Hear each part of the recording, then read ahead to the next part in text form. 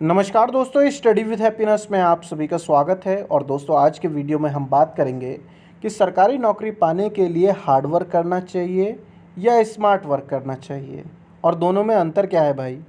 तो दोस्तों, अगर आप हमारे चैनल पर नए हो तो चैनल को सब्सक्राइब कर सकते हैं, क्योंकि गवर्नमेंट जॉब से रिलेटेड गाइडेंस आपको हमारे चैनल के माध्यम से मिलती रहेगी।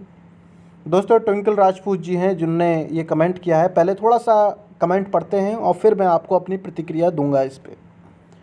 पढ़ने का सही तरीका समझ नहीं आता। कोई कहता है हार्ड वर्क करो, कोई हार्ड वर्क से ज़्यादा स्मार्ट वर्क करना चाहिए। दोस्तों, ये जो वर्ड है स्मार्ट वर्क, ये आजकल वाकई में चलन में है। एकदम से ऐसा लगता है कोई नई क्रांति है। और कोई कहता है कि इम्पोर्टेंट टॉपिक पढ़ने से कुछ नहीं होता, हार्ड वर्क करो, सब कुछ पढ़ो। और मैं ये जानना चाहती हूँ कि दोनों में से कौन सा तरीका सही रहेगा। फिर इतने सारे सब्जेक्ट होते हैं पढ़ने के लिए, एक दिन में सबको थोड़ा थोड़ा समय देना चाहिए, या कुछ को पहले पढ़ें, या फिर इस तरीके से। और लास्ट में ये भी कहा है कि चूँकि मैं एक लड़की हूँ, मुझे लड़कों जितना टाइम नहीं मिल पाता घर में काम की वजह से। देखिए दोस्तों, हर किसी के साथ मतलब एक सा नहीं होता।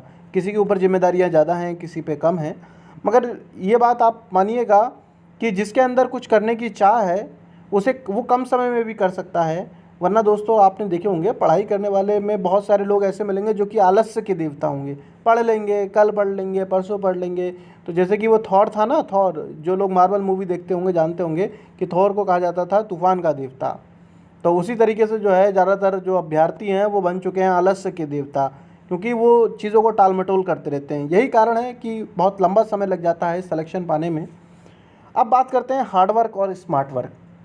देखिए दोस्तों, मेरी समझ से जो मैं आप लोगों को बता रहा हूँ कि हार्ड वर्क और स्मार्ट वर्क में सिर्फ यही अंतर है कि हार्ड वर्क में हमें पता नहीं होता कि हम मेहनत जो कर रहे हैं वो किस लिए कर रहे हैं और क्यों कर रहे हैं।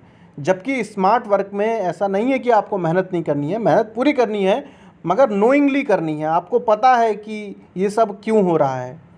और देखिए, कोई भी सब्जेक्ट हो, चाहे मैथमेटिक्स हो, जीके हो, कोई भी हो, पहले आपको उसका जो सिलेबस है, जो भी आप एग्ज़ाम की तैयारी कर रहे हैं, पहले उसे आपको बिल्कुल नॉर्मल तरीके से कंप्लीट करना पड़ेगा। उसमें ज़्यादा ट्रिकबाजी मत ढूंढिए। मगर हाँ, जब आप सीख लेंगे, उसके कॉन्सेप्ट सीख लेंगे, उसके बाद जो है उसकी जो ट्रिक हैं, जो टिप्स हैं, जो अलग सी चीज़ें हैं, वो भी सीखी जा सकती हैं। अब जैसे कि मैं आपको एग्जाम्पल देके बताता हूँ दोस्तों। मान लीजिए मैथमेटिक्स का ही कोई सवाल है। पिता और पुत्र की आयु का अनुपात दे रखा है, मान लीजिए 3:5 दे रखा है। तो अब क्या होगा। अब वैसे तो आप लोगों ने मैथ को लगाने का जो अनुपात वाला तरीका है वो सीखा ही होगा, मगर इसका एडवांस तरीका ये भी हो सकता है कि भाई जो भी ऑप्शन दे रखे हैं, क्योंकि पिता और पुत्र की आयु का अनुपात जो है 3:5 है, तो पिता की जो भी आयु होगी वो 3 का मल्टीप्लायर होगी, 3 से डिवाइड होगी, है ना। मगर इसका मतलब ये नहीं है कि आप जो रेशो वाला जो चैप्टर है वो पूरा छोड़ दें, है ना। तो कॉन्सेप्ट भी सीखने हैं आपको हर सब्जेक्ट के, और साथ में जो है आपको ट्रिक्स भी सीखनी है। अब बात करते हैं सामान्य ज्ञान में। सामान्य ज्ञान में क्या ट्रिक्स लगाएंगे दोस्तों। वैसे मैंने आप लोगों को थोड़ा सा मेमोरी ट्रिक्स के बारे में जानकारी दी थी कि आप चीज़ों को और लंबे समय तक कैसे याद रख सकते हैं, क्या तरीके हैं इससे कि आप जीएस में इस्तेमाल कर सकते हैं। अगर आपने वीडियो ना देखा हो तो डिस्क्रिप्शन में लिंक दे रहा हूँ मेमोरी ट्रिक्स वाला, वहाँ से आप देख सकते हैं। उसके अलावा दोस्तों, कई लोगों के साथ दिक्कत ये होती है कि हिस्ट्री हो चाहे ज्योग्राफी हो, पढ़े जा रहे हैं 10-10 घंटे पढ़ रहे हैं, मगर समझ कुछ नहीं आ रहा है। तो हार्ड वर्क तो हो रहा है, मगर जब समझ नहीं आ रहा तो उस हार्ड वर्क का करें क्या। तो दोस्तों, इसके लिए भी मैंने आप लोगों को पहले बताया था कि मेरे साथ ये खुद प्रॉब्लम थी। मुझे हिस्ट्री, पॉलिटी, ये सब चीज़ें नहीं समझ में आती थी।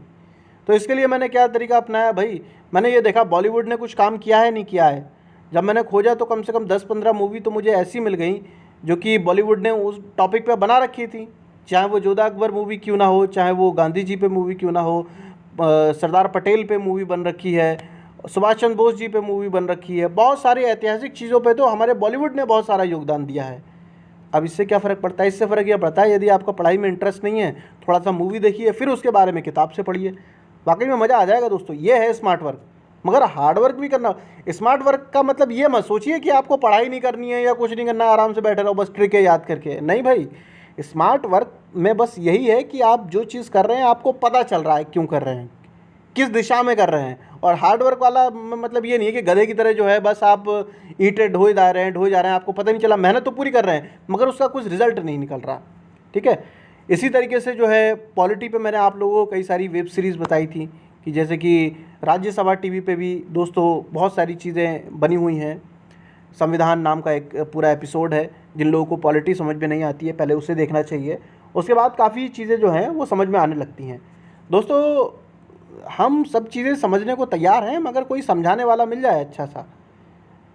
लोग कहते हैं कि भाई वो टीचर ख़राब है, वो अच्छा है, कभी भी स्टूडेंट के बारे में नहीं होता है। अगर टीचर आपको कोई भी गाइड करने वाला अच्छी तरीके से मिल जाए तो आप कॉम्प्लिकेटेड से कॉम्प्लिकेटेड चीज़ें जो हैं वो आसानी से समझ सकते हैं। ठीक है, तो जो सार निकल के आया है वो ये है। सबसे पहली चीज़ तो है ढेर सारे सब्जेक्ट एक दिन में कितने पढ़ें, यह आपके ऊपर डिपेंड करता है। अगर आपको लगता है कि आप मैनेज कर सकते हैं, कई लोगों के पास समय इतना होता है कि भाई 1-1 घंटा सभी सब्जेक्ट को दे दिया, और कई लोग जो हैं वो नहीं दे सकते। तो जैसे आपकी सुविधा है, अपने जैसे नमक का जो प्रयोग है वो स्वादानुसार होता है ना, वैसे ही आपको मल्टीपल सब्जेक्ट पढ़ने हैं या फिर एक सब्जेक्ट पढ़ना है पूरे दिन में, ये आप अपने अनुसार डिसाइड कीजिए। ठीक है दोस्तों, और सही तरीका वही है जो आपके लिए सूटेबल है, थोड़ा टाइम देना चाहिए। हाँ, बाकी जो चीज़ें हैं वो मैंने आप लोगों को क्लियर कर ही दी हैं। अगर आपसे की और कोई क्वेरी है, कुछ जानना चाहते हैं तो कमेंट सेक्शन में लिख सकते हैं। दोस्तों मैं जितने भी लोगों के कमेंट आते हैं और जिनके गंभीर कमेंट होते हैं, अब कट ऑफ वगैरह पे तो हर किसी का मैं रिप्लाई नहीं कर सकता, मगर यदि वाकई में आपको कोई प्रॉब्लम आ रही है पढ़ाई में तो आप कमेंट सेक्शन में लिखिए, और मैं कोशिश करूँगा कि जल्द से जल्द मैं रिप्लाई करूँ, या फिर कोई ऐसा टॉपिक होगा जो कि जनहित में होगा तो मैं उस पर वीडियो भी बनाऊँगा। ठीक है, तो जल्द मिलेंगे दोस्तों हम नेक्स्ट वीडियो में। तब तक के लिए जय हिंद, जय भारत।